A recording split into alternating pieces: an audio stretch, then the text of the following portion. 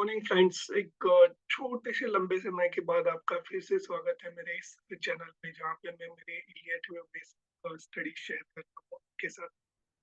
तो पिछले कुछ दिनों से बहुत रिक्वेस्ट थी मुझे कि वापस से इलियट वेव स्टडी शेयर किया जाए। हालांकि मैं बहुत अच्छा स्टडी शेयर करना चाहता हूँ आपके साथ, गोल्ड का, सिल्वर का और निफ्टी का। एज ऑफ नाउ मैं आपको प्रेजेंट करने जा रहा हूँ अडानी पोर्ट और बजाज फिनांस का बहुत अच्छा वेव स्ट्रक्चर बना है यहाँ पे, जो मैं आपको प्रैक्टिकली एक्सप्लेन करूंगा क्या कैसे कहाँ पे है, और इसमें से आपको एक बाइंग और सेलिंग अपॉर्चुनिटी कहाँ पे मिल सकती है वो मैं आपके साथ अभी शेयर करने जा रहा हूँ। तो पिछले कुछ दिनों में मैंने आपको भी अगर पता है, अगर मैं आपने मेरे पिछले कुछ वीडियोस देखे हैं तो उसमें मैंने शायद कभी तो गोल्ड रेकमेंड बोला था। हालांकि मैंने गोल्ड का चार्ट शेयर नहीं किया था, मगर बाइंग रेकमेंड किया था गोल्ड में मैंने। तो अभी आप देखेंगे गोल्ड ऑलमोस्ट 70,000 क्रॉस कर चुका है, टारगेट ऑलमोस्ट 80-82 तक का है। As of now fresh buying नहीं बनती है गोल्ड में। सिल्वर भी बहुत अच्छा बाइंग अपॉर्चुनिटी पे था, सिल्वर बाइंग जोन में था 70-72 के आसपास। अभी 81 चल रहा है, सिल्वर का टारगेट ऑलमोस्ट 80 तो क्रॉस कर ही जाएगा आसानी से, 95 तक भी जा सकता है। तो उसकी स्टडी मैं लेके आऊंगा अगले एक दो दिनों में। एज ऑफ नाउ पहले मैं आपको यहाँ पे आप देखेंगे मेरे स्क्रीन पे कि अदानी पोर्ट का चार्ट यहाँ पे शेयर हो रहा है आपके साथ। तो welcome, welcome once again from the Wave Smart. हमारा लोगो है trade smartly and invest wisely. तो जो कुछ करना है स्मार्ट तरीके से करना है, थोड़ा नॉलेज के साथ करना है और विद ड्यू रिस्क करना है, क्योंकि रिस्क हमेशा दो टाइप की होती है, कैलकुलेटेड रिस्क और ब्लाइंड रिस्क। अगर आपको लेना है तो हमेशा कैलकुलेटेड रिस्क लीजिए। कैलकुलेटेड रिस्क में लॉस कम होता है, प्रॉफिट ऑलमोस्ट उससे थोड़ा ज्यादा ही होता है। तो ओवरऑल आप प्रॉफिट में ही रहेंगे। अगर आपको ब्लाइंड रिस्क लेनी है तो उसमें लॉस ही बनता है, तो और कुछ नहीं बनता है। अगर आप पहली बार जुड़े हैं मेरे साथ तो प्लीज मेरे चैनल को लाइक, शेयर, सब्सक्राइब और कमेंट बिल्कुल करिएगा, क्योंकि बहुत अच्छे अच्छे इलियट वेव बेस्ड स्टडी यहाँ पे मिलते हैं आपको। तो यहाँ पे वंस अगेन आपके अदानी पोर्ट का चार्ट है आपकी स्क्रीन पे यहाँ पे। बहुत ब्यूटीफुल वेव स्ट्रक्चर है। वेव स्ट्रक्चर में आप देखेंगे, हमेशा मैं बोलता हूँ कि what is wave structure? तो wave structure is nothing but a 5 legs up and 3 moves down। ऐसे वेव स्ट्रक्चर दिखता है यहाँ पे आपको। तो मैं आपको वापस से एक बार यहाँ पे बता देता हूँ what is wave structure. 1 2 3 4 5 ABC। तो मार्केट हमेशा ऐसे ही चलती है मोस्ट ऑफ द टाइम। इसमें बहुत सारे रूल्स एंड रेगुलेशंस है, जिसको वेव स्ट्रक्चर या वेव पता है वो समझ लेगा कि ये मैं क्या बोलने जा रहा हूँ। तो ये मेरा बना वे बी सी। तो व्हाट इलियट वेव स्टडी से इसकी मार्केट हमेशा 5 moves up and 3 moves down में चलता है। तो यहाँ पे आप देखेंगे ऑलमोस्ट ये मेरा ऑलमोस्ट 1 2 3 4 5 के मुंह में जा रहा है ये। तो this is what I am going to explain you now. पहले मैं ये स्टडी निकाल दूं यहाँ से, ड्राइंग्स निकाल देता हूँ ताकि आपको देखने में आसानी रहे। तो यहाँ पे देखिएगा आप, बहुत अच्छा वेव वन बना है यहाँ पे। वेव बनने के बाद वेव टू बना है जो एग्जैक्टली 0.681 रिट्रेस हुआ है। यहाँ पे आप देखेंगे 0.618 और यहाँ पे आप देखेंगे 0.618 रिट्रेस हुआ है। उसके बाद एक वेव थर्ड बना है जो बहुत बार गैप में खुलता है। तो यहाँ पे जो गैप्स बनते हैं, मैं हमेशा कहता हूँ तो gaps in third waves are the acceleration gap. Okay. तो यहाँ पे आप देखेंगे गैप बना, गैप बना, गैप बना, गैप बना। हालांकि मोमेंटम जो होना चाहिए वो थर्ड वेव में वो यहाँ पे नहीं दिख रहा है। तो this is an beautiful third wave along with acceleration gaps. And उसके बाद थर्ड वेव जो बना है वो यहाँ पे ऑलमोस्ट,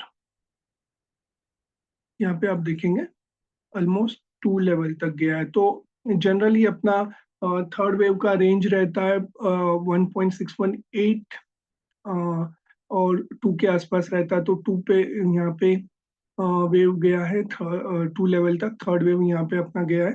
और उसके बाद एक रिजेक्शन दिखा और रिजेक्शन के बाद वहां पे प्राइस ने नीचे आना चालू कर दिया। तो वंस अगेन आपको पता है कि मेरे अगर आपने वीडियो देखा है तो मैं हमेशा रेंज बताता हूँ कि fourth wave mostly fourth wave की रेंज रहती है 236, 382 एंड 0.5। 0.5 बहुत रेयरली जाता है यहाँ पे। तो यहाँ पे आप देखेंगे 26 के नीचे आ गया है और यहाँ पे आप देखेंगे 382 तक आने की संभावना है। तो एक चांस है कि यहाँ पे एक आ जाए यहाँ पे, और उसके बाद एक शायद यहाँ पे बाइंग बनेगा और उसके बाद वापस ये वेव फिफ्थ के लिए जाए। तो ये यहाँ पे वेव फिफ्थ मेरा हिट हो सकता है। तो अभी अगर अब मुझे करना है बाइंग तो कैसे करूंगा मैं? तो हमेशा मैं जैसे बोलता हूँ कि acceleration channel and acceleration market हमेशा दो चीज में चलती है, इम्पल्स में और कलेक्शन में। इम्पल्स मतलब प्राइस का एक डायरेक्शन में कंप्लीटली एक डायरेक्शन में जाते रहना और उसके बाद प्राइस का एक अपोजिट डायरेक्शन में मूव होना।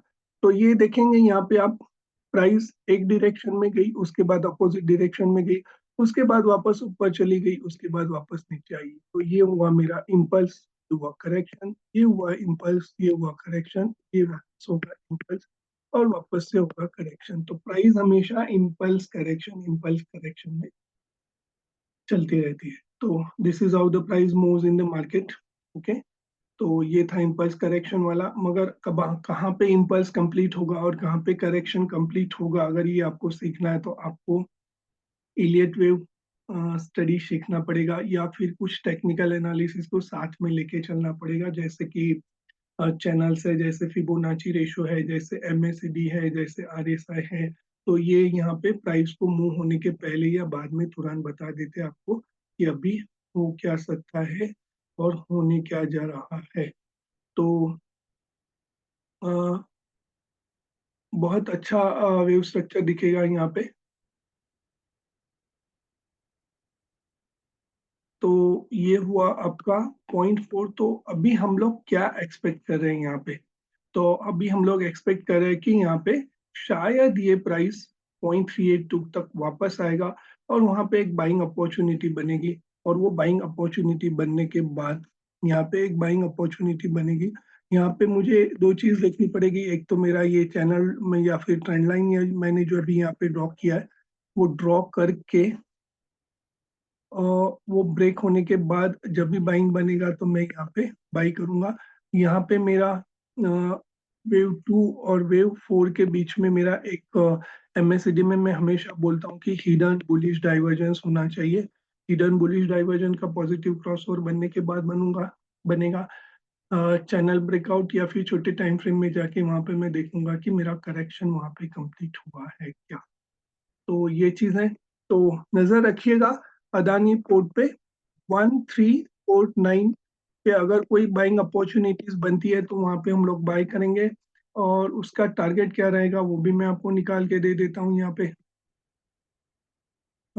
कंसिडरिंग कि यहाँ पे मेरा रिवर्सल बनेगा 1349 पे, वो कंसीडर करके मैं यहाँ पे आपको टारगेट निकाल के दे रहा हूँ।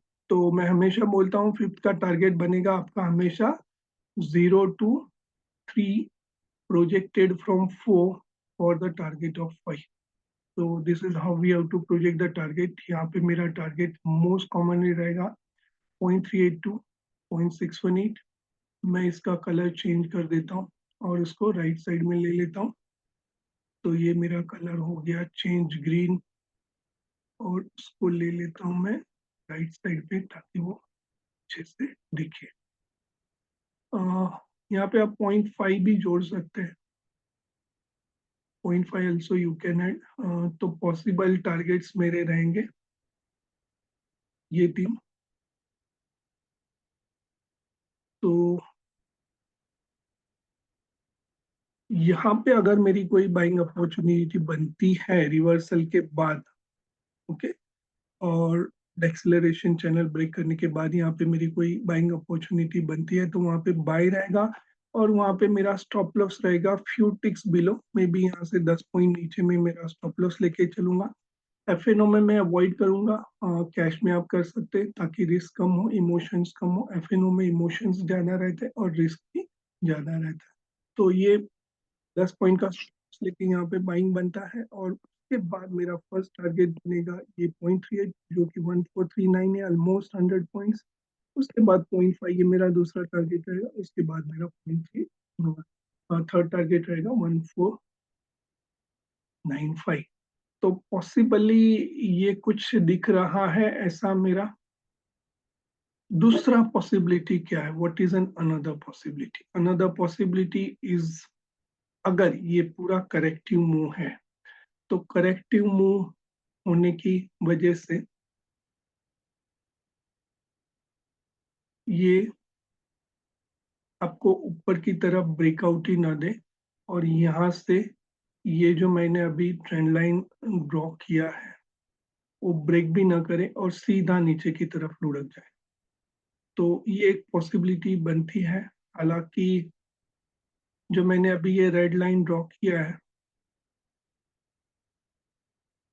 वो ब्रेक होना जरूरी है। अगर नहीं हुआ तो very rare possibility is like कि it can come down directly on this side.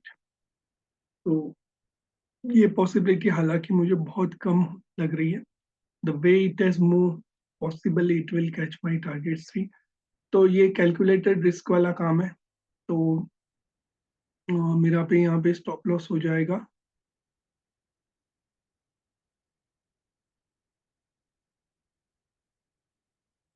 Ideal. तो मेरा स्टॉप लॉस यहाँ पे बनता है, आइडियल मेरा स्टॉप लॉस बनता है 123 236 जो कि 0.5 है। 0.5 आइडियली मेरा स्टॉप लॉस बनेगा और उसके बाद टारगेट्स तो मैंने ऑलरेडी डिस्क्लोज कर दिया आपके साथ। तो ये हुआ मेरा वेव्स का स्टडी, अदानी पोर्ट का। जस्ट क्लिक करने की वजह से मेरे टारगेट्स निकल गए, तो मैं वापस से ये टारगेट्स लगा देता हूँ यहाँ पे। तो ये था मेरा अडानी पोर्ट का स्टडी। वेव स्ट्रक्चर, बहुत ब्यूटीफुल वेव स्ट्रक्चर यहाँ पे दिख रहा है। और अभी हम लोग देखेंगे बजाज फिनांस का स्टडी। तो बजाज फिनांस में भी आप देखेंगे सेम वेव स्ट्रक्चर आपको दिख रहा है यहाँ पे। मैं यहाँ पे मेरे ड्राइंग्स निकाल देता हूँ। तो यहाँ पे आप देखेंगे बहुत ब्यूटीफुल वेव स्ट्रक्चर बना है, 1 2 3 4 5। तो प्रिफरेबली सेम स्ट्रक्चर दिखेगा आपको यहाँ पे जो आपको मैंने अदानी पोर्ट में यहाँ पे पहले दिखा है। तो ये मेरा बना 0 1 2, ये मेरा बना 3। यहाँ पे आप देखेंगे डबल टॉप पैटर्न बना। डबल टॉप पैटर्न के बाद वहाँ पे प्राइस ने नीचे आना चाहिए।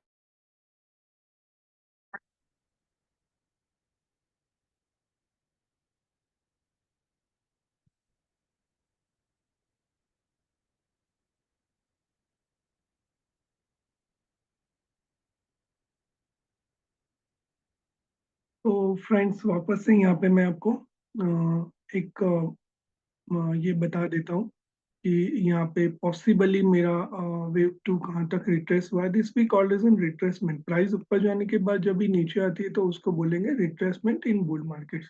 तो बहुत ब्यूटीफुली यहाँ पे देखेंगे आप 0.618, जैसे अदानी पोर्ट पे आपको प्राइस दिख रही थी वैसे ही यहाँ पे दिख रही है। उसके बाद हम लोग टारगेट्स निकालेंगे 3 के। उसके लिए हम लोग यूज करेंगे प्रोजेक्शन या फिर ट्रेंड बेस्ड एक्सटेंशन, और उसका टारगेट्स हम लोग निकालेंगे इस तरीके से।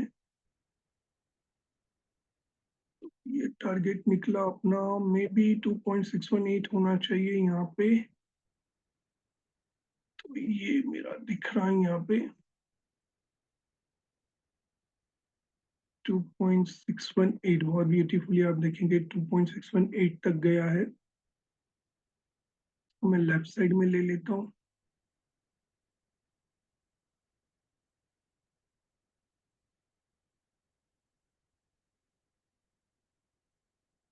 तो यहाँ पे अगर आप ये दोनों का मीन निकालेंगे तो बराबर 2.618 तक गया है।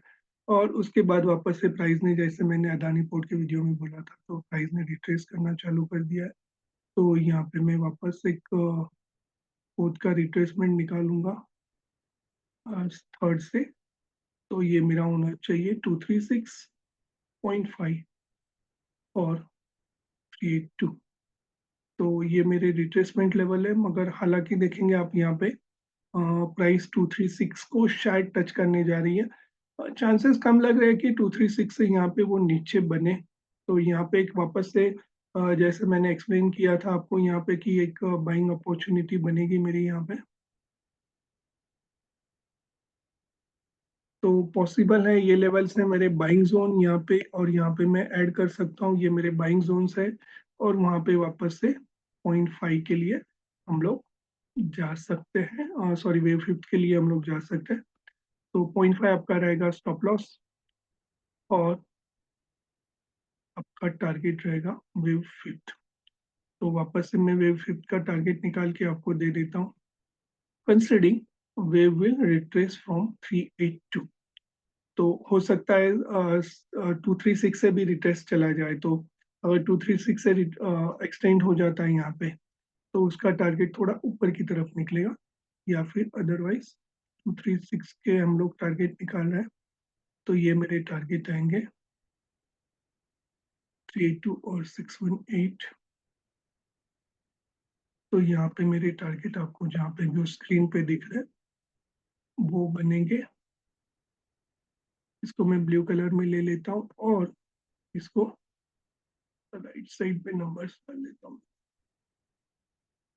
वो आसानी रहेगी।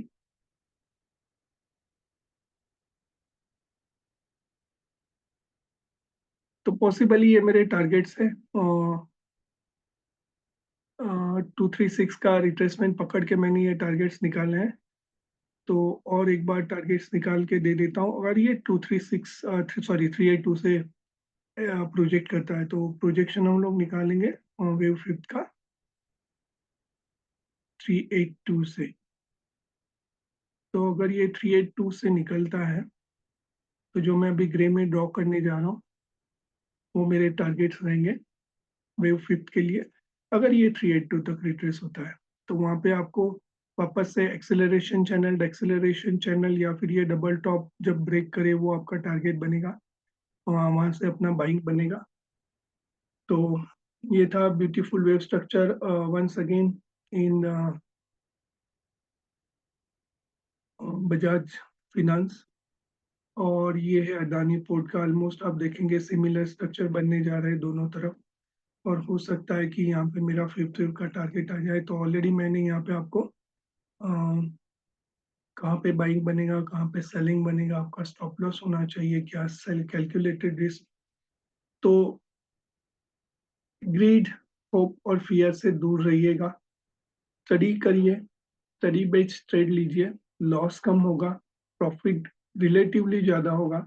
तो अल्टीमेटली आप विन विन सिचुएशन में रहेंगे प्रॉफिट और लॉस के। तो ना आपको डर लगेगा, ना आपको टेंशन आएगा। तो ये था मेरा Elliot wave based study Adani port और बजाज फिनेंस में। तो अभी तक आपने अगर नहीं किया है सब्सक्राइब मेरा चैनल, तो सब्सक्राइब करिएगा, लाइक शेयर कमेंट करिएगा। अगले कुछ दिनों में Nifty, bank Nifty, silver and gold के चार्ट लेके आने वाला हूँ मैं। तो बिल्कुल साथ में रहिएगा मेरे, और जुड़े रहिए, सीखते रहिए, समझते रहिए, ट्रेड लेते रहिए, कैलकुलेटेड रिस्क लीजिए, ब्लाइंड रिस्क मत लीजिए।